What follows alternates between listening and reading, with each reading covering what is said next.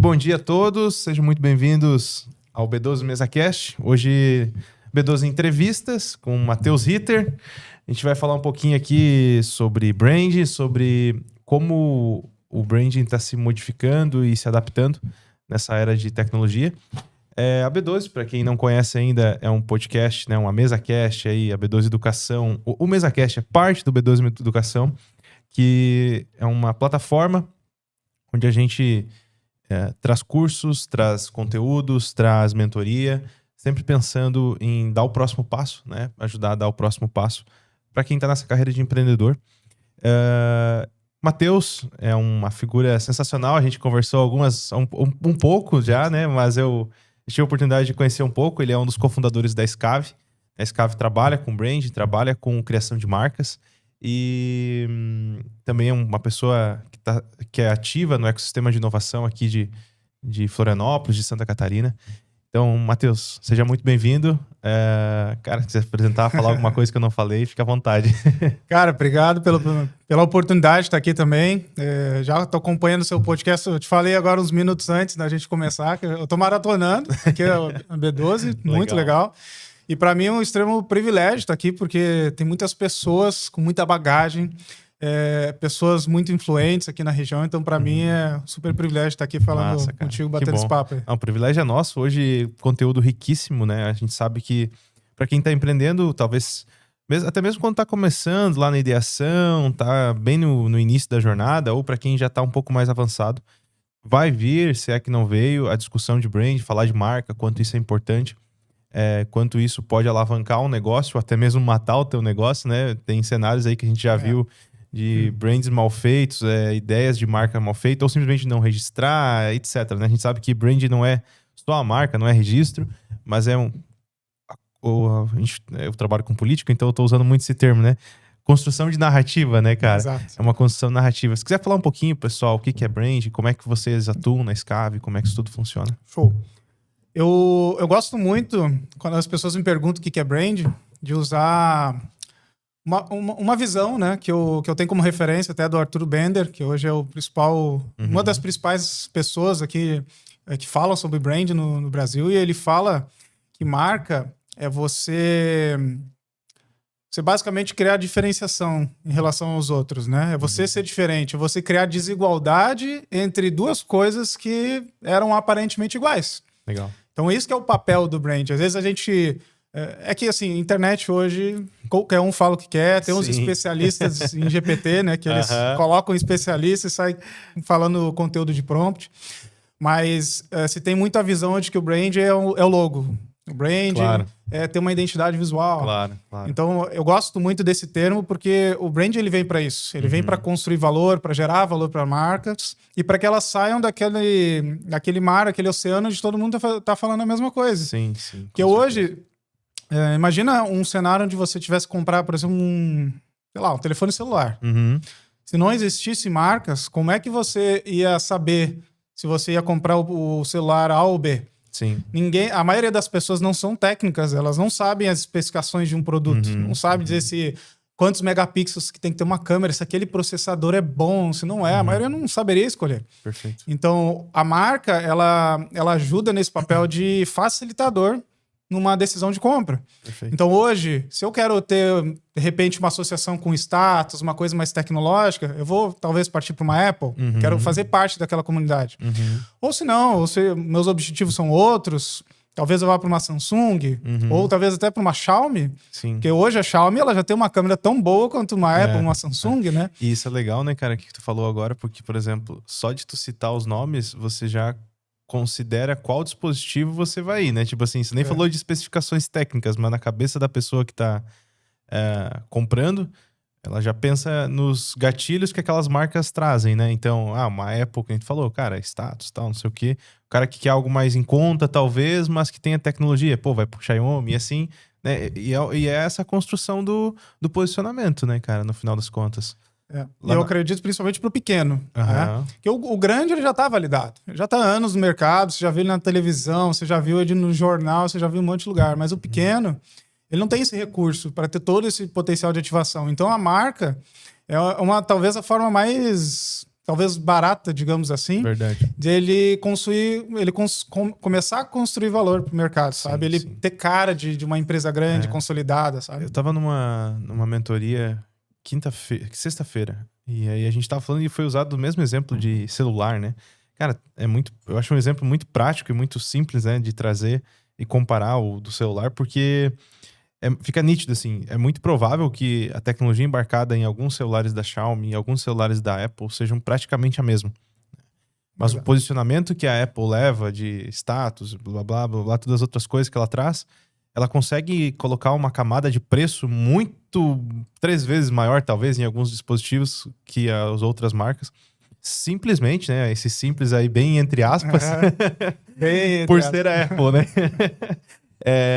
Porque isso é muito legal, até mesmo que tu falou, cara, sou pequeno, pô, tô vendo que tem espaço para eu cobrar mais, mas eu não consigo cobrar mais no meu produto, não consigo colocar mais valor nele, né? Às vezes a tua entrega é ótima, mas o teu posicionamento não diz a mesma coisa. Exato. Né? Eu gosto de dizer que você vai ter 2 caminhos. Uhum. Ou você vai jogar o jogo do preço, você vai concorrer por preço, então ali é a briga mais forte, mais concorrida, ou você vai brigar por valor. Você tem 2 caminhos que você vai seguir. Legal. Porque no fim das contas, toda marca ela é um negócio, mas nem todo negócio é uma marca. É verdade. Né? E a gente eu tenho aqui na minha mão, cara, o maior exemplo que a gente pode ter de marca, de como que a gente pode jogar o preço ou o jogo do valor.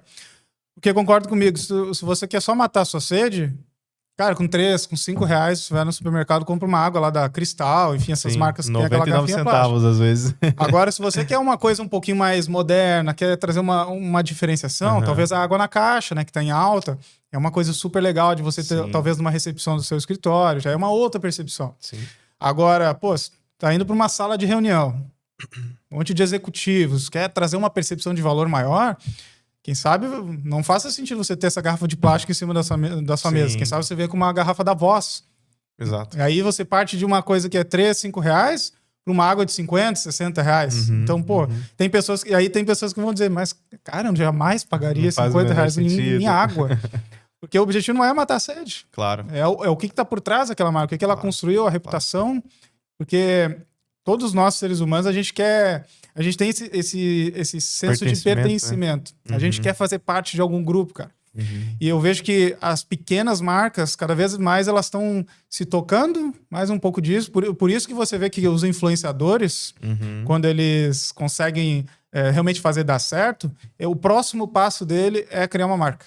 Vai criar uma marca de moda, vai criar um produto de beleza e por aí vai. E sempre acaba dando certo. E você vê que os mais influentes do Brasil, eles têm vários problemas com Reclame Aqui, mas as pessoas continuam comprando. Não tem problema, porque ele é tão grande, digamos assim, como uma mídia que meio que quase não faz diferença, né? É isso, é aquela pessoalização, sabe? E eu sinto que até um dos papos que a gente vai conversar aqui, que a IA, ela veio para ajudar muito, mas ao mesmo tempo ela tem se perdido um pouco dessa pessoalização. Sim. As marcas elas têm se tornado mais frias, elas têm se tornado mais distantes com esse processo de utilização da IA. Sim. Então, a pessoa que ela não sabe conduzir muito bem hoje, usar essa ferramenta de inteligência artificial ao favor dela, ela faz como se fosse um desbranding, sabe? Ela faz um branding reverso. Um branding reverso. Ela, em vez de trazer as pessoas, ela repele as pessoas, porque é uma marca que ela é fria, sabe? Sim. Antes da gente entrar nesse assunto de IA, cara, eu acho que vai ser, sem dúvida, uma das maiores partes que a gente vai conversar aqui hoje. Pro pessoal que tá assistindo, eu sei que tem muita gente que tá hoje pensando da seguinte forma: tenho meu negócio, tô botando dinheiro em ads, tô fazendo minha panfletagem digital ali, né, como muita gente faz. E em algum momento o cara pensou em botar o próprio rosto, como você falou, assim, se tornar um influenciador da própria marca, né? Como que tu enxerga isso, cara, na pegada de construir o propósito, de construir essa narrativa que eu comentei? Como que tu vê isso, assim?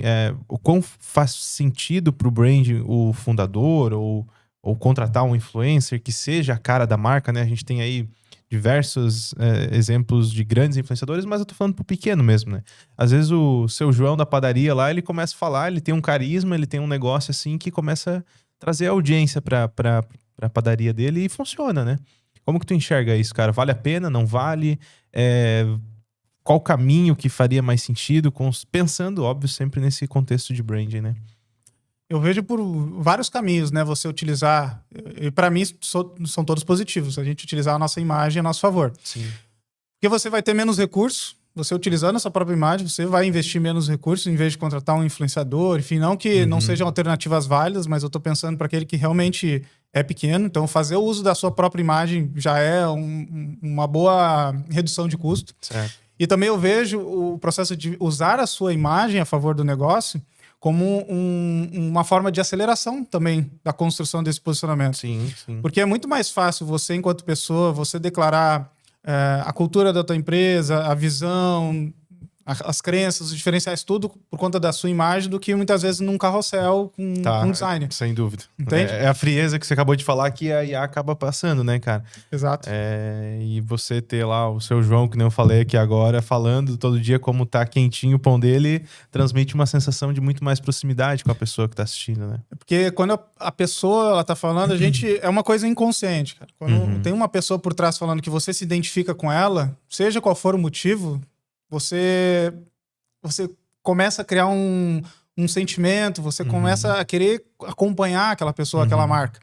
Isso que é a grande diferença quando você vê os modelos de marca, como que a gente constrói posicionamento de marca para marcas de inovação e tecnologia, né, especialmente as startups, no modelo mais tradicional.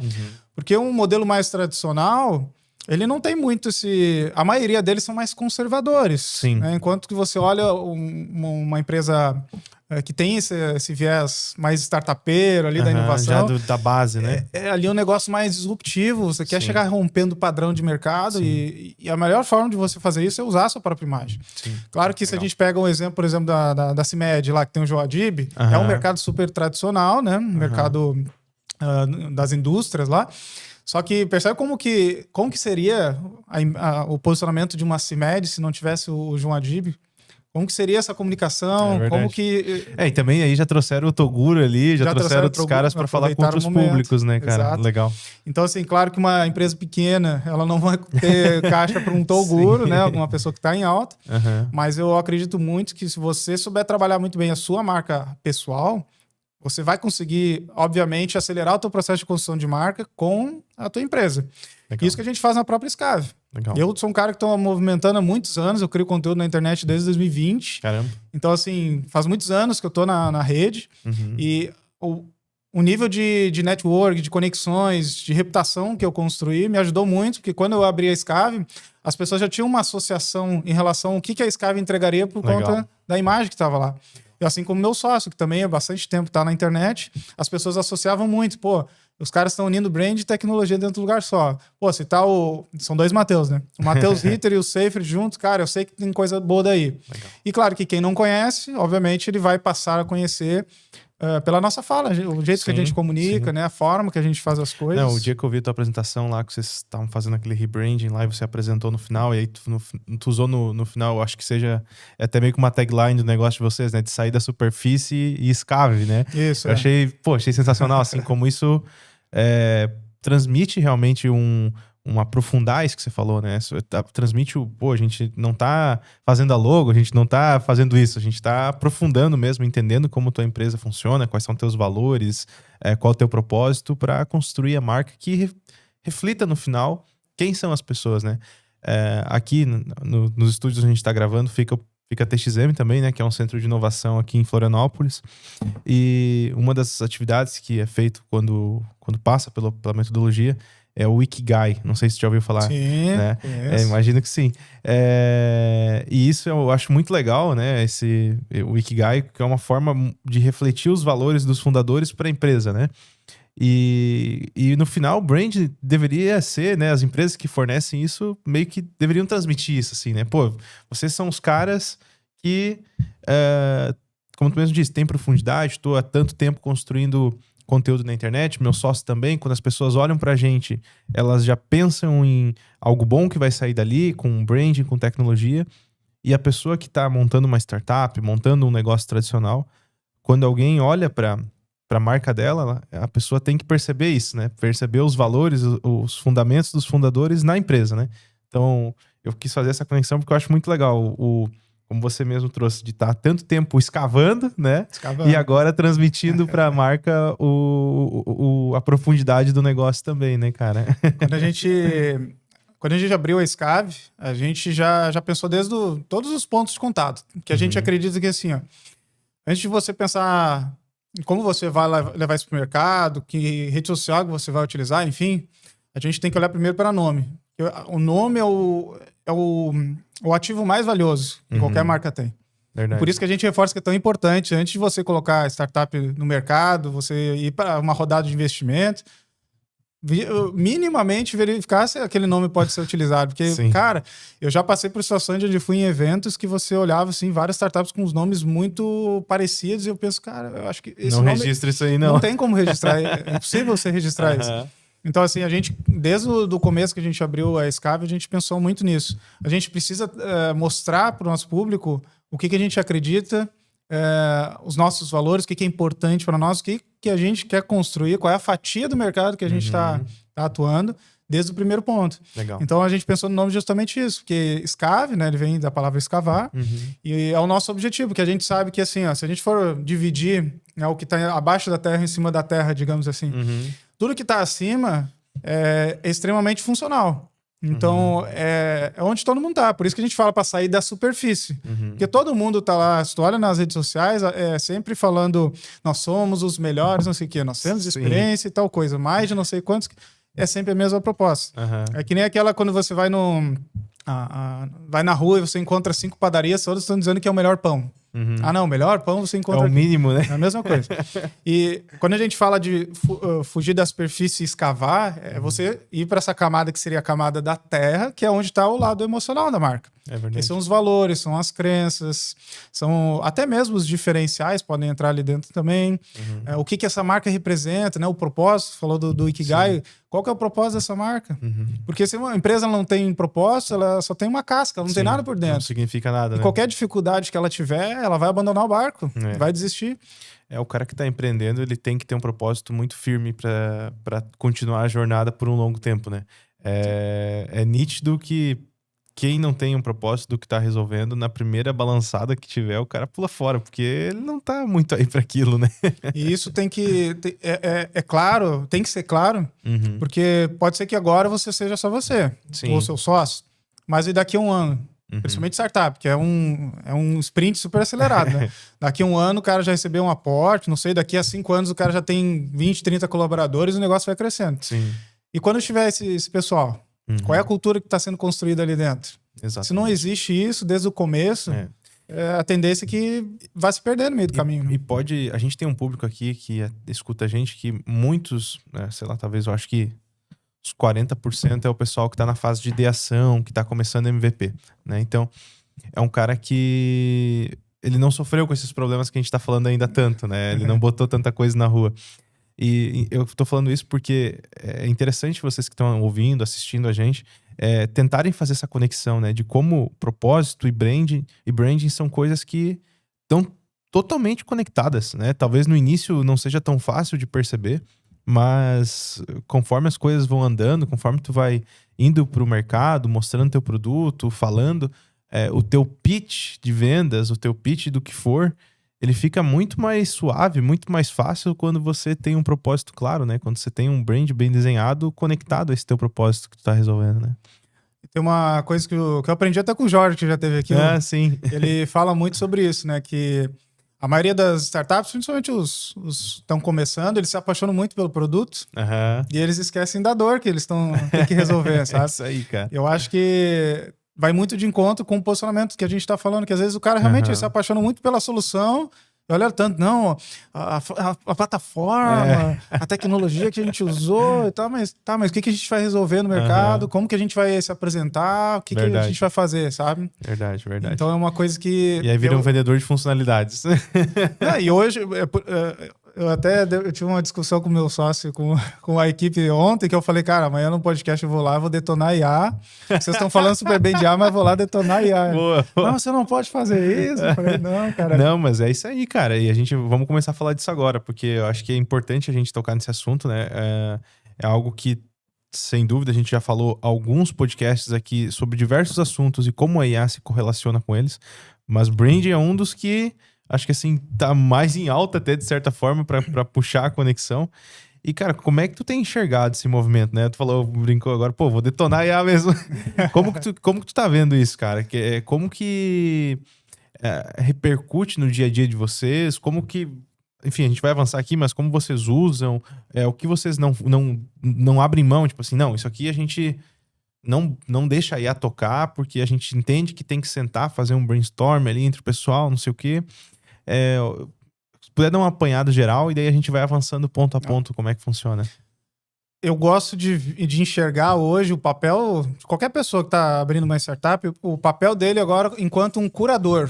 Tá. O cara ele tem que ser um curador. Legal. Porque se o cara não tem domínio, vamos falar de brand, tá? Uhum. O cara não tem o domínio do que é um posicionamento de marca, ele não tem domínio sobre a própria empresa dele, qual posicionamento, qual lugar que ele quer ocupar, qualquer coisa que a IA retornar para ele vai ser boa. Valeu, né? Já e tá aí valendo. que mora o perigo, né? É por isso que eu falei pro pessoal, não, eu vou detonar a IA. É porque, assim, eu vejo que a maioria das pessoas ainda não sabe utilizar esse recurso. Porque eles se preocupam em como fazer um prompt, como gerar isso e, enfim, sair uma solução, sair um logo, enfim, sair colocando isso no mercado. Né? Vai sair. Só que o que está acontecendo é um processo de iatização das marcas. Eu fui mesmo no Startup Summit no ano passado. Tá. E eu rodei todos os stands lá, de todas as empresas. Eu não vou dizer um número exato, mas pelo menos 90% delas são mais do mesmo. Tanto a marca esteticamente falando, o visual, você olha... Sabe aquela marca que você olha assim, pô, isso aqui tem cara de A. Cara de A. Até os termos que são usados para o nome das palavras, das marcas. Sim. É meio parecido, né? Tipo assim, eu não tenho preconceito com o IA. Eu acho que assim, se o cara souber usar, tá tudo certo. Exato. Só que a maioria não sabe. Então, até a proposta de valor, cara, sabe que lá tinha o logo e embaixo tinha um texto explicando resumidamente. Aí era sempre assim, ajudamos o mercado de saúde com o IA. Ajudamos o mercado de construção com o IA. Não sei o que com IA. Então, o argumento era sempre o mesmo. Todos começam no ajudamos também, né? Essa é a mesma coisa. Sempre fala ajudamos. É sempre igual. Cara, e tem textos que hoje, assim, o próprio consumidor, ele já sabe que não é um negócio que não é autêntico. Porque, sabe, é cara de prompt, né? É cara de prompt. Então, assim, o grande problema hoje da IA é isso. As pessoas não estão sabendo usar da forma correta. A gente está criando um mar de marcas iguais e para essa startup que ela precisa muito... É uma solução nova, ela precisa mostrar que é diferente...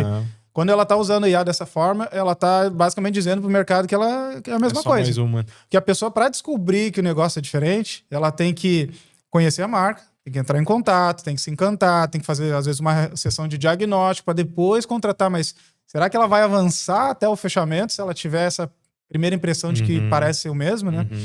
Então, para nós, a IA a gente enxerga dessa forma. Só que dentro da Scave, a gente também utiliza a IA. Sim. Só que num ponto positivo, né? Principalmente para mapeamento e de processos, acho que a automação também é uma coisa muito legal. A gente tem economizado boas horas de trabalho por conta da IA. Com certeza. Para o processo de construção, não só de marca, mas também nos nossos aplicativos, os sistemas, websites que a gente faz, para fazer, por exemplo, um rascunho de um website ali, né? Sim. Cara, hoje com a IA, assim, você consegue mapear mais ou menos já uma ideia, em vez de ficar horas e horas desenhando na mão. Isso que tu falou, eu acho sensacional. A ideia da IA ser utilizada como não tenho mais um quadro branco, sabe? Tenho pontos de partida que posso... Que nem você falou, pô... quero ter uma ideia para o site aqui, óbvio, não vou pegar, copiar e colar, mas quero ter uma ideia aqui para pelo menos ter uma noção de cores, talvez, alguma ideia nesse sentido, como eu caso as cores, como eu caso as seções de um site, coisas do tipo. Pô, é ótimo, é sensacional, né? Mas não pode levar isso como você disse. Pô, não posso levar isso como uma entrega final, porque aquilo ali não vai estar faltando muito, né, cara? Vai estar um negócio muito seco, essa é a verdade, não tem... Não reflete o que o cliente está esperando, né? Acho que esse é o ponto. É por isso que o cara ele tem que passar a ser o curador. Porque no momento que ele digitar um prompt, ele tiver um retorno da IA, ele vai analisar aquela informação e ele vai entender se aquilo faz sentido para a marca dele ou não. Por exemplo, criação de conteúdo. Sim. Crie 5 conteúdos, deixou ali os 5 conteúdos. Aí aquela linguagem padrão, não é sobre não sei o quê, é sobre não sei o quê. Sempre assim. Aí a gente olha, o cadê a voz daquela marca? Cadê a identidade dela ali falando? Quais são as palavras que ela usa, o território verbal, né, dessa marca? O que é o único dela? Por exemplo, uma coisa simples, cara. Um botão de Fale Conosco no site. Fale Conosco, ele parece ser uma coisa muito cordial, muitas vezes mais tradicional. Será que para uma empresa que é jovial, né, atende, sabe, ela quer trazer essa jovialidade, essa modernidade, será que não vale a pena? De repente, mande um oi, fale com o nosso time, fale com a gente. Construindo uma marca de uma roupa de skatista e embaixo lá um Fale Conosco. Fale Conosco, né? Cara. Aí parece que é o tio dele, o vô dele que tá abrindo a marca lá, sabe? E é muito provável que venha o Fale Conosco, né? Quando você pede por uma IA. É mais comum. Então, assim, você tem que... Por isso que você tem que ter clareza sobre o teu negócio, o teu posicionamento, que daí quando você tiver esses retornos, você consegue até treinar melhor essa inteligência, sabe? É muito legal isso, cara. Eu vou trazer pro meu puxar abraço, pra minha sardinha, mas a gente faz isso, por exemplo, a gente tem uma IA que ajuda a gerar conteúdos para os políticos, né? Então, a gente gera discurso, descrição de post, artigo, e a gente utiliza também uma clonagem de voz para gerar, justamente, ele gerar áudios comentando sobre alguns assuntos. E como é uma pessoa falando, e ele tem a narrativa dele, ele tem o branding dele também, né? A gente utiliza justamente nessa pegada. A gente usa a IA para gerar, mas ela sempre está conectada com diversos pontos que são exclusivos daquele político, né? Então, ideologia, que no final das contas é a base da construção de marca dele, né? Ideologia, partido político, bandeiras que defende, esse tipo de coisa, né? Para que quando a IA for gerar que é o que a gente costuma dizer, né? A ideia não é que gere o discurso final para o político falar, mas que seja uma base sobre um assunto que talvez ele ainda não tem domínio ou o gabinete dele não tem domínio, para que eles tenham uma ideia de onde começar a montar o discurso final, né? Então, é isso que a gente faz na plataforma. E aí é interessante que conforme o tempo vai passando e ela vai gerando mais discurso sobre um político, ela vai começando a colocar jargões no meio, assim, sabe? Que o cara utilizaria no dia a dia. Vai aprendendo, né? Mas é muito disso, assim. É uma coisa que vai... Cara, é muito específico, sabe? É uma coisa que se eu pegar e jogar no chat GPT, assim, aberto, né, pro mundo ali, ele não vai fazer um negócio desse. É uma coisa que foi desenhada bem para aquele cenário, de gerar um discurso pro político X sobre aquele assunto, sabe? Então aí ela consegue fazer coisas nesse sentido, e mesmo assim, não é o discurso final que eles vão botar pro político falar, né? É uma base só pro pessoal ter uma noção do que construir. Então vai um pouco nessa pegada do que você falou, né? De ser uma ajuda, né? De ser um copilot mesmo, no final das contas, né? Em que você tem que ter essa visão de... Não, eu sou o orquestrador disso aqui, a empresa é minha. Eu fui nessa mesmo workshop que eu fui quinta-feira, na sexta tinha uma outra pessoa falando, e aí a gente fez uma brincadeira lá, um exercício de Customer Development, né? Utilizando a metodologia de Customer Development. E muita gente, quando eu olhei pro lado, assim, o pessoal tava com o chat GPT aberto, jogando as perguntas, qual o problema eu resolvo, sabe? Então, porra, se você não sabe, né? O GPT ele vai ter que saber. Caramba, meu Deus do céu, né? Então, cara, legal, eu acho que... E nesse sentido de automatizar coisas, vocês vão muito nessa pegada que você falou, né? De gerar sites, rotinas internas. Como é que funciona no dia a dia a utilização lá? A gente usa bastante... principalmente no braço de tecnologia, para auxiliar nesse desenvolvimento, né? Então, como eu te falei, em vez de criar um wireframe lá, que se cria do zero na mão, a IA já ajuda a gente nesse processo para otimizar tempo. Legal. E até mesmo, às vezes, ver alguma possibilidade de alguma coisa diferente que a gente talvez não pensou nesse momento, mas que sempre vai ser refinado, né? Então, sim, a gente usa como uma ferramenta de otimização de tempo, para as copies, para os textos também. Então, a gente traz os comandos que a gente precisa, o que a gente está buscando. Então, ela nos ajuda também com os textos publicitários, né? E para a parte de branding também, bastante para pesquisa. Por exemplo, em reuniões. Todas as nossas reuniões, elas são feitas com o Phaeton, você deve conhecer, né? Então, o Phaeton nos traz os insights de reunião. Aquilo já nos dá um grande resumo, as principais palavras-chave, para a gente realmente depois utilizar aquela informação e pedir para ele retornar para a gente, por exemplo... quais foram sumários, as palavras-chave, né, que mais se repetiram. Legal. Porque às vezes, o cara falou, sei lá, 15 vezes a palavra facilidade dentro da reunião. A gente, facilidade, pode ter um caminho aí. Talvez essa marca seja legal a gente construir um posicionamento para ela ser lembrada como uma empresa facilitadora. Que legal. Então a gente vai utilizando a IA como se fosse um assistente. É como se eu estivesse pagando uma pessoa para estar comigo na reunião, tomando nota e me dando os principais insights da reunião, sabe? Sim. Então muitas vezes a gente também utiliza para análise de mercado, concorrentes. A gente faz um mapeamento ainda manual, porque ele é muito estético, né, muito visual. A gente olha como as marcas estão se comportando, a gente consegue jogar isso para uma IA e ela nos dá os insights de padrões que estão se repetindo, comportamentos que estão se repetindo. Nossa, isso tem um valor de otimização de tempo gigantesco, né? Gigante, cara, porque fazer uma pesquisa, uma coisa que a gente faria em 15, 20, 30 dias, a gente consegue fazer às vezes em uma tarde você resolve, sabe? Então para nós é muito bom, mas claro, reforço mais uma vez, tem que ter uma pessoa por trás que entende o que está fazendo, porque ela precisa fazer a curadoria de dados. Sem dúvida. Porque às vezes a IA, ela passa a perna na gente, outra, né, cara? Assim, é o mesmo um exemplo paralelo que dá para fazer com o jurídico, né? Tu pode gerar um contrato no chat GPT. Os advogados ficam malucos aí. Eu tava falando, até no podcast que a gente gravou com o Thiago Schultz aqui, ele falou, eu exijo que meus advogados sêniors usem IA, mas eu proíbo meus advogados júnior. Não, desculpa. Eu exijo que meus advogados sênior usem IA, mas eu proíbo que os júniors utilizem. Eu assisti esse podcast. Porque, cara, e faz muito sentido, porque assim, se o cara é um sênior, é um especialista, é o que vocês são, fazendo essa correlação com o branding, ele sabe os caminhos, ele sabe, tipo assim, o que ele tem que olhar, né, o que faz sentido. Essa gravação que tu falou agora que eu achei muito legal. Pô, a gente grava a reunião para pegar palavras-chave que o pessoal repete. E se o cara que tá lá montou startup, né? Vou construir a minha marca. Tive uma ideia de 3, 4 palavras aqui que são jargões no meu mercado. Muito provavelmente não refletem propósito, não refletem tudo isso, né? E é o que o júnior advogado vai fazer jogando no chat GPT lá. Gere um contrato de parceria, não sei o quê. Porque daí a gente entra naquela máxima, né? Dependendo da IA que você tá usando, ela mente pra ti. Ela vai te dar uma resposta. Ela quer te agradar. Exato. Essa é a verdade. Exatamente. E ela vai mentir pra ti, né? Então ela pode citar... O Thiago Schultz falou isso, eu achei bem interessante. Ela cita os artigos que existem muitas vezes, mas ela mistura tudo, tira pedaços do que o artigo fala, ela ignora partes que ela não acha relevante. Então, no contexto de uma construção de uma peça jurídica, ela vai citar os artigos lá para ti. Mas a probabilidade daquele artigo não se encaixar no contexto que ela tá trazendo é muito grande, né?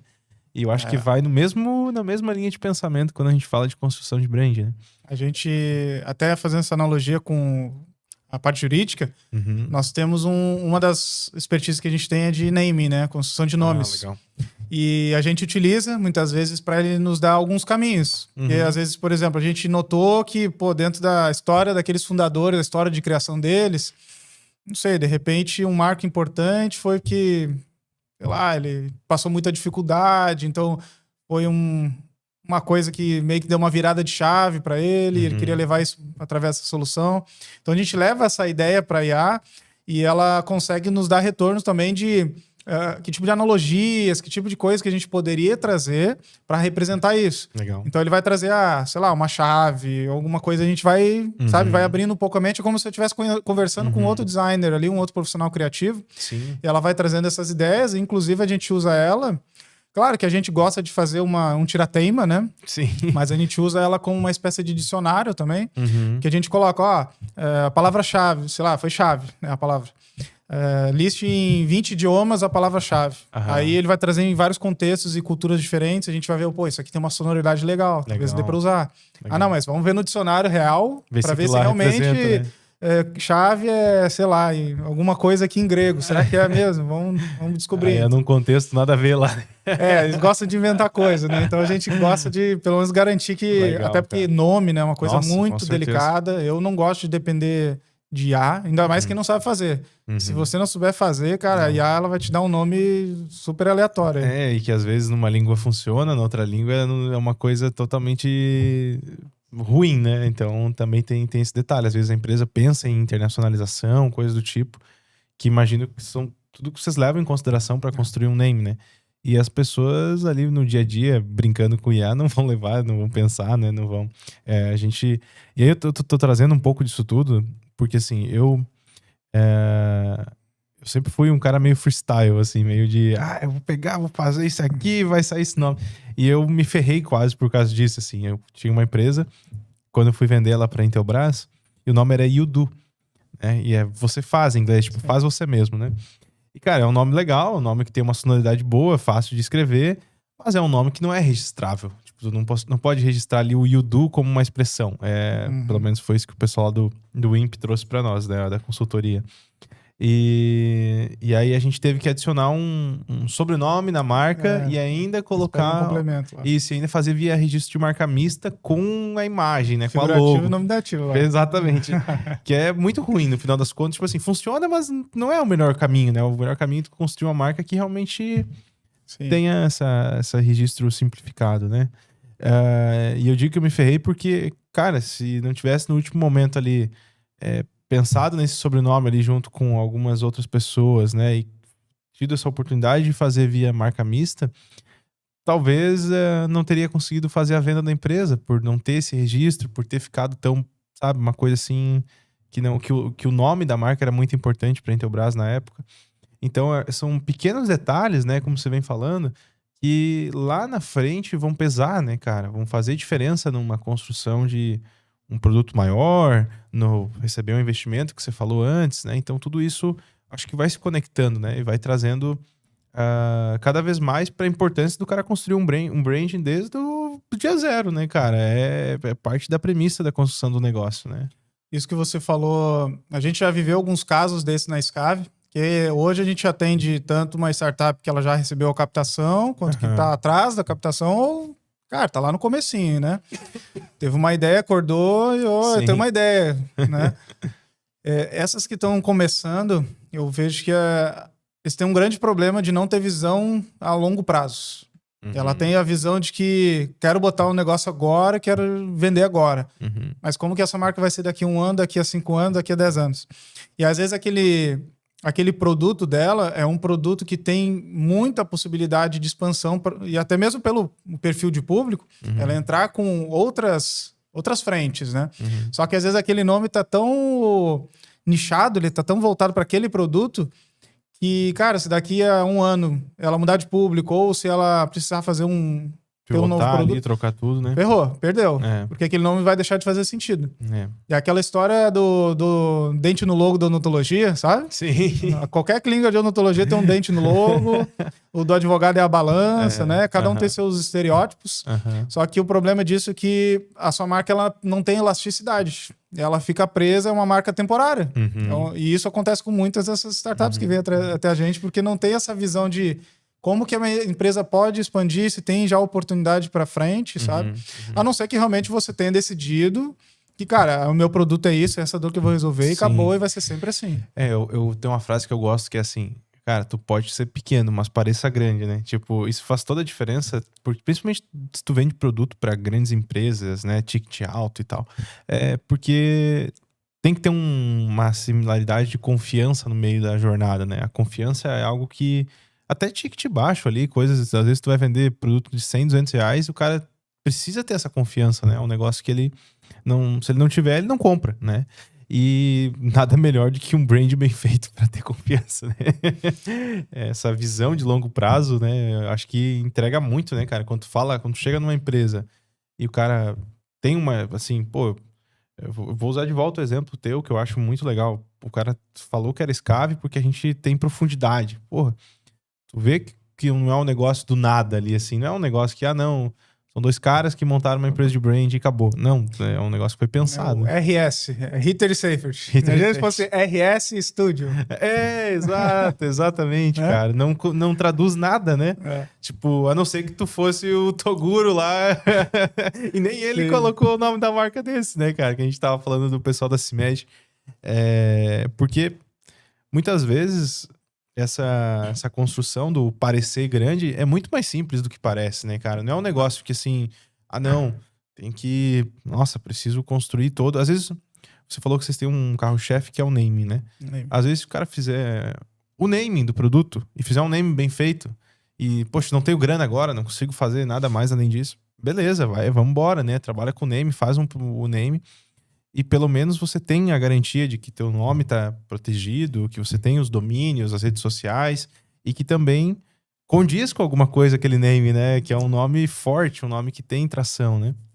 Eu acho que o cara que tá pequeno, tá começando, não tem muito recurso, a melhor coisa que ele tem a fazer é procurar trazer segurança quando ele for levar essa solução. Uhum. Então, o cara não precisa, e nem vai ter como, investir milhões e muita grana no marketing, ter um social media, um tráfego e tudo isso. Eu sei que ele não vai ter recurso para isso. Mas se o cara minimamente tiver um MVP que seja funcional, e aquela marca, ela transmita alguma coisa que traga segurança para outra pessoa e que pareça que é um negócio estruturado, não pareça uma coisa improvisada, sabe? Aquilo já vai colocar ele na frente de muita gente, mesmo que ele não tenha o melhor produto, o melhor serviço. Só que a percepção que as pessoas vão ter, aquela curiosidade de, pô, isso aqui legal, interessante, quero conhecer, me fala mais. Aí depois ele vai ter a oportunidade de vender o peixe dele. Exatamente. Só que se no primeiro momento ele já parecer amador, o negócio... Quebrou uma barreira, pelo menos, né? Cara, principalmente quando é um mercado que já tem muita gente, sabe? Sim. Por exemplo, vamos lá, agora tá muito em alta IA para criação de conteúdo, para criar fotografia. Pô, cara, já tem muita IA, muita solução dessa. O que o teu produto é diferente dos outros? Às vezes não tem diferencial. Só que às vezes a tua marca, ela de repente capta um público diferente, ou a tua forma de fazer, ela é diferente dos outros. Comunica melhor. Eu sempre falo para todos os nossos clientes, cara, você pode não ter o melhor produto, mas se você tiver a melhor história, você vai vender mais. É verdade. Se tu souber contar a melhor história, você vai vender mais. Agora a gente vai ter um assunto bom para conversar aí mais 20 minutos. Cara, isso daí eu acho muito legal. História, contar história quando fala de marca, né? Isso... Se pudesse falar um pouquinho pro pessoal que tá assistindo, que não entende muito de branding, não conhece o que significa... Eu mesmo não conheço muito, né? Mas quando tu fala de contar história e branding, o que isso significa no final das contas? O que o brand pode traduzir? Como é que isso tudo se aplica no final das contas? E se tu tiver alguma... a gente usa até IA para fazer isso nesse sentido, acho que talvez seja legal. Bom, vamos lá.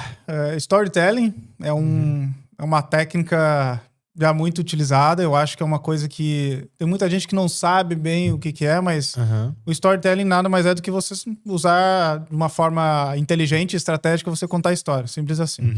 E eu vejo que história, inclusive eu falo muito quando eu dou algum tipo de palestra, né, sobre os pilares para você construir uma marca forte. E o primeiro pilar que eu sempre coloco é a própria história da empresa.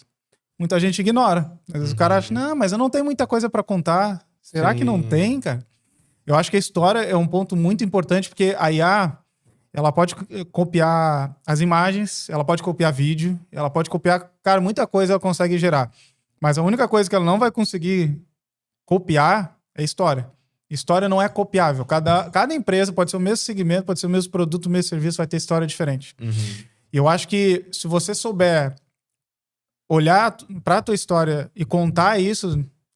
Claro que não esquecendo do teu produto, mas encapsular a história que você tem dentro do teu produto, isso vai deixar a tua marca, assim, principalmente se é um mercado mais commodity, num outro patamar. Você vai ter uma outra narrativa.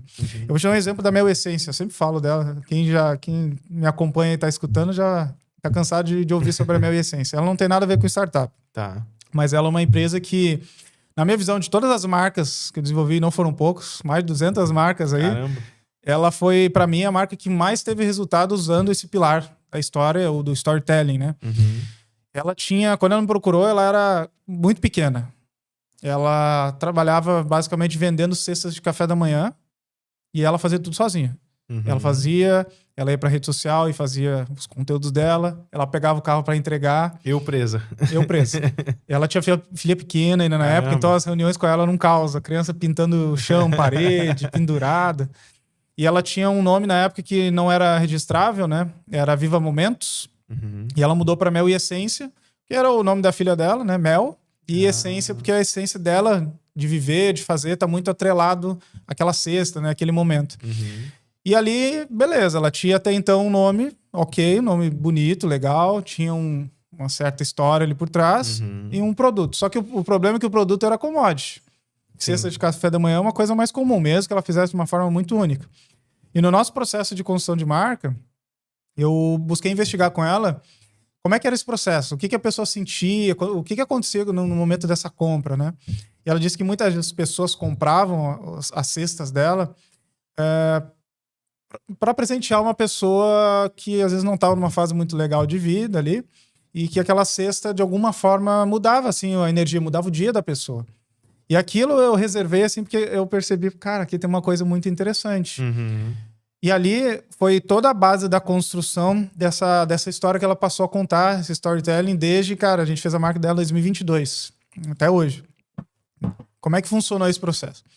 Eu tinha que, de alguma forma, simbolizar dentro dessa narrativa dela de que ela leva transformação para as pessoas. Uma mudança de espírito, de rotina, de sei lá o que você acredite, mas uma mudança de energia. Uhum. E fazendo algumas pesquisas em algumas culturas, eu descobri que existe um inseto que toda vez que ele pousa em você e ele vai embora, tem algumas crenças que eles acreditam que é como se houvesse uma renovação das energias daquela pessoa.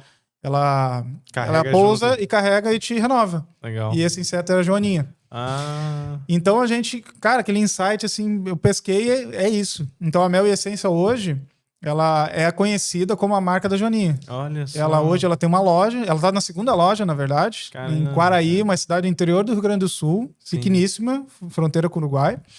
Ela foi para a segunda loja e assim, o que levou muito ela adiante a atrair mais pessoas para conhecer o negócio não foi a cesta. Uhum. A cesta era linda, era muito bem trabalhada, continua sendo, mas foi sim a mensagem que ela levava. Nossa. E toda vez que ela ia entregar uma cesta, ela colocava lá nos stories, a Joaninha tá voando até você, a Joaninha tá indo entregar. Caramba. E hoje, cara, as pessoas mesmo, elas fotografam Joaninhas e marcam a empresa. Olha só. Elas falam, olha quem chegou aqui hoje, a Joaninha pousou aqui na minha casa, que sempre que ela entrega um produto tem ela coloca uma mini Joaninha assim, né?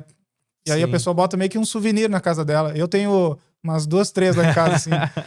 Então ela foi levando essa construção de narrativa que massa. E assim, ela percebeu ao longo do tempo que cesta era a menor das coisas. Sim, Tanto é que se você for na loja dela, o que ela menos tem lá é cesta hoje. Ela tem, cara, tudo quanto é presente afetivo. Olha só. Porque a missão dela, né, o propósito dela é levar esse afeto para as pessoas através de um brinde, presente personalizado. Legal que mudou tudo, né? Ela mudou o produto, ela mudou o formato de vender, o que ela vende, a construção de conteúdo na internet. Ela mudou tudo simplesmente, né? Entre aspas aqui, novamente, simplesmente, por trocar o nome, mas não é, né? Ela redesenhou o propósito dela, né? Na verdade, vocês ajudaram ela a encontrar o propósito, talvez. Acho que esse pode ser a tradução, no final das contas, do que foi o brand que vocês fizeram, né? Ela sabia que fazia isso, mas ninguém tinha dito pra ela que ela fazia isso, né? Ela sabia, só não sabia. Cara, muito legal. Poxa, é um caso interessante de contar a história, né? E isso daí, claro, é um caso que você comentou, é um produto commodity, é um produto de lojas físicas, né? Bem específico. Mas se aplica para qualquer cenário, no final das contas, né? É um cenário, poxa, se você tá montando uma startup, tá montando uma empresa de tecnologia, ou também tem gente que escuta nós aqui, que, como a TXM faz, que é um dos parceiros nossos aqui, faz alguns programas de aceleração para, enfim, diversos públicos, né? Então, tem gente de arquitetura, né? Outros públicos que não necessariamente são de tecnologia. Tem gente que tá montando negócios que não são escaláveis, né? São coisas do dia a dia e tudo bem. Então, para qualquer um que tá ouvindo isso, no final das contas, vale muito essa história da construção e de como facilita tu produzir conteúdo, criar narrativa, colocar o preço um pouco mais para cima, né? Porque agora é a Joaninha que tá chegando, não é a cesta. Agora é a Joaninha, não é qualquer cesta, é a Joaninha. É muito legal isso, cara, porque facilita muito tu fazer qualquer mudança no teu negócio, se o propósito, se a marca, se tudo tá fluindo, se tudo tá falando uma coisa com a outra, né? Agora, se ela é a moça das cestas lá, né? O pessoal provavelmente chamava ela assim, a moça das cestas de café da manhã. Que entregava mais uma cesta qualquer, né? Aleatoriamente ali. Como é que tu aumenta teu ticket médio, sendo que o produto ainda é a cesta, né? Ainda é a comida que vem dentro, né? E é legal que ela passou também a não atender só o cenário dela, a região dela. Então tem pessoas de outros lugares, outros estados que também ela compram faz dela. Tipo delivery, assim, já. Tem as entregas, delivery que hoje ela tem as caixinhas mágicas da Joaninha, né? Você escolhe o tamanho e tudo mais, e vem uma caixinha laranja, que a marca dela é laranja, uma Joaninha, uma mensagem de luz, de amor, de afeto, né? E assim, é tudo muito sensorial, é uma coisa muito simbólica, sabe? Sim. E pegou tanto, mas tanto assim a Joaninha, que hoje tem muita gente que eu acho que não deve nem saber direito o nome da marca. Só que quando você entra lá, tá escrito a Casa da Joaninha. Né? Então as pessoas lembram da Casa da Joaninha. Olha só, lembro que lá é a Casa da Joaninha, é um centro. Eu ainda falei com ela essa semana. Ó, só que você tem que fazer, ó, conversar com o pessoal aí da tua prefeitura e colocar uma Joaninha na praça e da cidade e colocar isso como realmente um ponto turístico, um negócio que represente Quaraí. A tua empresa representa Quaraí. Que ganhou notoriedade, né, cara? Olha que massa isso, né? E fala muito, assim, isso é interessante, tá acontecendo muito até Europa, Ásia e tal. O pessoal tá viajando, é um lugar que já tem muita viagem, né? Mas muita gente viajando, mas os governos estão começando a parar estão começando a colocar restrições para as pessoas não irem nos locais, né? Então, o governo da Espanha, o governo da Itália, justamente porque tá destruindo, assim, os locais, né? E isso é muito legal porque esse é um exemplo muito interessante de como a internet e junto com um branding bem feito pode levar centenas de milhares de pessoas num lugar que nunca ninguém foi, ou demorava às vezes um ano para vir 1.000 pessoas em um dia, né? Teve um caso de um restaurante, acho que foi na Espanha, cara. Acho que foi na Espanha. Eu vi essa semana. Que era um restaurante familiar que contava uma história, né? Eles tinham toda uma pegada lá de conta de não sei quantos quantos anos que tá a família lá. Toda uma carne, um negócio específico que eles produzem há muito tempo. Mas é um negócio familiar, assim, meio que né, uma coisa de sítio. E aí, alguns influenciadores foram lá, começaram a fazer vídeo. A história é extremamente bem contada, porque aí, o que os influenciadores faziam? Só contavam a história que já existia. O brand do negócio já existia, né? E virou, tipo assim, teve mais de 1.000 visitas num dia no lugar, assim. E aí os caras começaram a colocar limitadores, porque tava destruindo plantação, destruindo a criação de gado que eles tinham lá e tal, porque tanta gente que tava visitando o lugar, né? Mas é uma história bem contada, como tu mesmo disse. Pô, daqui a pouco a Joaninha tá no trevo da cidade lá e tem gente visitando a cidade, não pra conhecer a cidade, mas pra conhecer um ponto turístico. O brand dela, né, cara? Isso que é muito interessante. É uma coisa que muda muito a forma de você enxergar uma empresa, né? Ela deixa de ser um CNPJ só, né? Ela vira uma história bem contada. Isso tem muito a ver do que as pessoas têm, às vezes, uma certa dificuldade de entender o brand, que o brand ele é repetição. Por isso que é branding, é o ING. O ING é o ato contínuo. Cara, brand é marca e o ING é esse ato contínuo. Então, imagina que se ela tivesse feito, cara, só botar o logo dela no adesivo, trocar lá o avatar da rede social e mudar a embalagem da caixinha dela. Será que isso ia dar o mesmo retorno? É uma coisa que... Cara, marca é repetição. Hoje você não lembra das grandes marcas porque você viu eles numa campanha. A Fizz ela tem feito um trabalho muito legal de marca, que eles têm se posicionado como um anti-marketing, né? Porque eles viram que a maioria das marcas de bebidas é muito marketing. Então a forma deles de ter uma personalidade um pouco mais disruptiva é entrar no mercado com ações anti-marketing. Cara, é muito legal. Então, tipo, a bebida sem marketing, um negócio assim que eles falam, né? Eu acho muito legal isso e principalmente o cara que tá começando o negócio, ele tem que ter muito cuidado com isso. Por isso que eu falo desde o começo ele ter clareza sobre aqueles aspectos que a gente falou antes. Porque uma vez que ele sabe para onde ele vai, ele sabe o que ele quer representar, não vai ter perigo de daqui a 1 ano, 2 anos, ele começar a mudar, desviar dos caminhos. Porque às vezes é assim, né? Ele vem com uma ideia no negócio, ele começa a comunicar de um jeito. Aí daqui a 6 meses, ele viu uma tendência, não sei aonde. Opa, legal. Aí ele começa a fazer. Ou ele vai lá, contratou uma agência de marketing, a agência falou para ele que tem que fazer a trend de não sei o quê. Aí ele já pulou para outro lado. Então, esse cara, ele nunca vai conseguir construir uma reputação, porque cada mês, cada ano, ele tá indo para caminhos diferentes. E olha como isso conecta, né, cara? A própria moça da Joaninha e o cara que tá montando uma startup e tá ali meio sem propósito, sem brand, sem marca, sem nada. É aquilo que tu falou. Ela não tá vendendo cesta, né? Ela tá melhorando o dia de alguém, né? Esse é o propósito. É melhorar o dia de alguém, assim que ela fala. É melhor transformar, né? Transformar o dia de alguém. A pessoa que tá construindo um produto de tecnologia, né? Montando uma startup, enfim, ela tem que, de certa forma, ter esse propósito, que seja o transformar o dia de alguém, que seja melhorar o podcast, né? Que seja qualquer coisa. Mas quando ela tem clareza nesse propósito, e tem essa marca construída em cima disso, ela para de fazer isso que tu acabou de falar, né? Ela para de ficar desviando por qualquer motivo, né? Ela tem isso bem definido na vida dela e beleza, ela pode pivotar, ela pode mudar, mas não é algo assim tão... meio o vento fica carregando ela pra onde vai, né? Ela tem essa... pouca que seja, mas ela tem uma definição, né? Acho interessante a gente estar passando por isso assim na empresa, né? A gente trabalha com políticos, dados e marketing para político, metrificando reputação, fazendo gestão de crise, de imagem política, esse tipo de coisa.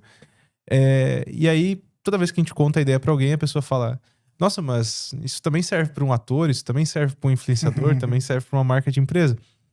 E, cara, é muito difícil tu simplesmente dizer não pra todo esse outro dinheiro, né, que tá te olhando ali. Ali, tá te chamando. Tá te chamando.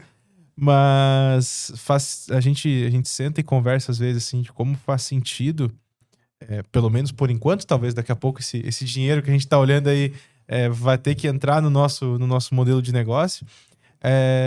Porque o nosso propósito, nosso branding tá desenhado, né?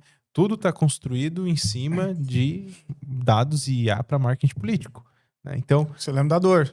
Exato. Sabe qual é a dor que você vai resolver. Exato. A dor que eu tô resolvendo é do político. E isso é muito legal, cara, porque quando você constrói a marca, constrói a dor, né? Sabe qual é a dor, sabe qual o branding que você está construindo, enfim, tu constrói um produto exatamente para aquele ICP, né? Para aquele mercado. É certeiro, assim, né, cara? A gente, quando dá mentoria, a gente vê às vezes o pessoal tentando fazer um canivete suíço ali, né? Quer atender todo mundo. E não tem espaço pra isso. Porque como é que tu transmite isso num brand, né, cara? Como é que tu faz cara, isso é uma coisa que a gente até hoje tem dificuldade com alguns clientes. Porque é aquela mentalidade de que se eu nichar demais, se eu focar demais, eu tô perdendo oportunidades. Só que a construção de posicionamento de marca, a construção de brand, é justamente o contrário. Você não tá ali para agradar todo mundo. O brand, ele vai fazer isso, inclusive. No momento que você tiver um público bem claro, se tiver uma solução e você estiver comunicando isso, tem pessoas que vão se afastar e tem pessoas que vão consumir a tua marca. Tá tudo certo. Assim como aconteceu alguns anos atrás aí da Heineken, deu uma errada assim legal, que a Heineken é muito associada aos churrascos, né? O pessoal que faz uma carne no final de semana, e no dia do vegano eles colocaram lá o Feliz do Dia do Vegano, fizeram Eu não sei o que eles tiveram na cabeça lá, mas deu uma repercussão, assim, que o pessoal... Não, mas o que tá acontecendo? Não compro mais e tal. Caramba. Então, assim, até as grandes marcas erram. Sim. Às vezes por algum contexto externo, né? Aconteceu recentemente com a Havaianas, que entrou também em contexto político. Verdade. E aí deu aquela dividida, gente rasgando sandália. Então, deu um auê, sabe? Mas... É importante a gente ter clareza de qual que é o público que a gente vai atender, qual que é a solução que a gente vai atender e focar nesse cara. É que nem hoje a Scave, nós atendemos, hoje o nosso trabalho ele é voltado para as startups, para as empresas de tecnologia. Agora, se vir a probabilidade, não que não vai acontecer, sempre tem alguns curiosos, pessoas que vão se identificar e tá tudo certo. Vai vir uma padaria, pode vir uma confeitaria, alguma coisa que também está precisando da nossa necessidade. Mas todos os nossos produtos, os nossos esforços comerciais de marketing, de posicionamento, tudo é voltado para um único público. A gente sabe que a nossa solução é para aquele público específico. E a nossa marca tem que dizer isso. As nossas ações de marca tem que dizer isso. Tanto é que a gente agora está patrocinando lá o Pichurras, justamente por isso. Porque está dentro do nosso propósito, faz parte da nossa... dos nossos valores, incentivar a inovação, movimentos de tecnologia. Então, para nós, e da história que vocês querem contar, né, cara? Eu acho que é isso. Porque o grande... E olha como isso é interessante, porque até na última linha ela ajuda a melhorar, né? Porque o custo de operação, quando você tem um público definido, cai também, né? Muito, demais. Porque, poxa, tu não tá fazendo mais... eu não crio marcas mais para qualquer empresa. Não, eu crio marcas, eu tô focado, né, em empresas de tecnologia. A hora que eu rodar um tráfego, a hora que eu fizer um conteúdo, a hora que tu fizer apoiar um evento, qualquer coisa, tu vai ter uma clareza bem bem direta do quem que é esse público teu, né? E assim, às vezes a gente até brinca aqui no podcast, o óbvio precisa ser dito, né? Porque o pessoal tá aqui assistindo e tem gente que tá em uma empresa há muito tempo, tá com um negócio grande e tal, mas tem gente que tá começando que isso que a gente tá falando parece absurdo, parece uma coisa assim, não, mas meu Deus, o que vocês estão fazendo? É uma coisa, estão abrindo mão de dinheiro. E não, o óbvio precisa ser dito, né, pessoal? É uma coisa que focar em clientes, vocês vão ouvir, para quem tá passando na jornada empreendedora, vocês vão ouvir, assim, nas primeiras mentorias, cursos que vocês fizerem, vocês vão ouvir a palavra ICP, vocês vão ouvir a palavra target de mercado, que assim, é focar, é foco, né? É ter essa clareza de posicionamento, de brand e assim por diante, né, cara? É a própria mensagem que você mesmo comunica. Exato. Se o cara, se um político, ele precisa alavancar as campanhas dele, ele vai contratar uma agência de marketing padrão, de convencional, que atende todo mundo, ou ela vai querer alguém que entende do mercado dela e entende as necessidades, né, as dores do mercado dela. Exatamente. Isso é para qualquer mercado, cara. É o que a gente falou lá no começo. O cara que compra Apple não é o cara que compra Samsung. O meu sócio, ele fica doido comigo, que eu não tenho um produto da Apple em casa. Só que eu falei para ele, cara, não me atrai pelas coisas da Apple. Eu sei que é melhor, eu sei que é. Mas não é uma coisa que me atrai. Agora tem outras pessoas que vão dizer, não, cara, tem que ser da Apple, porque a Apple que é bom, o resto é ruim. E só porque sim, né? Não tem nenhum...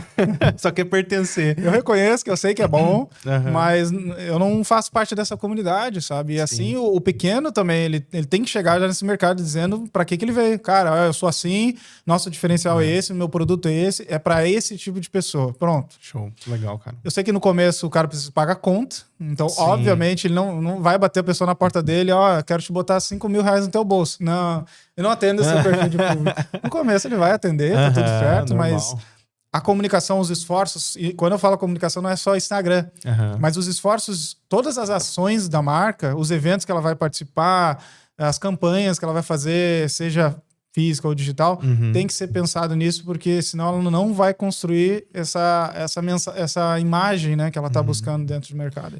Legal, cara. Pô, Matheus, sensacional. Acho que a gente teve uma hora de papo aqui muito boa.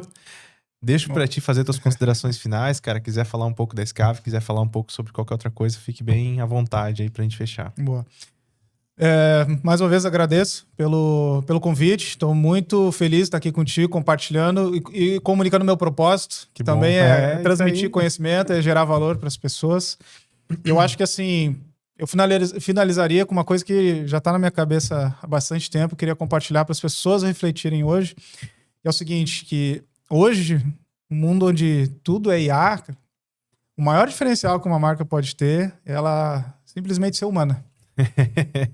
É controverso, mas é o que verdade, cara. Hoje, onde todo mundo quer, né, utilizar a IA e quer ser, às vezes, muito frio, se você simplesmente fazer o básico, você ser humano usando a IA, você já tá muito à frente no mercado. Nossa, é uma baita de uma frase de reflexão aí. Vai ser o nome do episódio. Boa. Show, cara. Poupei teu tempo, viu? Não, tá ótimo. É bem lembrado. Matheus, obrigado de volta, cara, pelo teu tempo. Acho que foi um papo sensacional, um conteúdo muito valioso. Pessoal, sugiro que escutem não só uma vez o podcast, porque tem umas coisas aqui que eu acho que, dependendo do momento que você tá hoje, daqui 6 meses, 7 meses só, que vai fazer sentido algumas coisas que nós conversamos. E obrigado, cara. O podcast fica disponível agora, né? Ao meio-dia ao vivo aí. Mas depois também fica disponível em todas as plataformas. Spotify, Apple, enfim, todos os agregadores de podcast. No YouTube, lá também a gente lança o vídeo para assistir.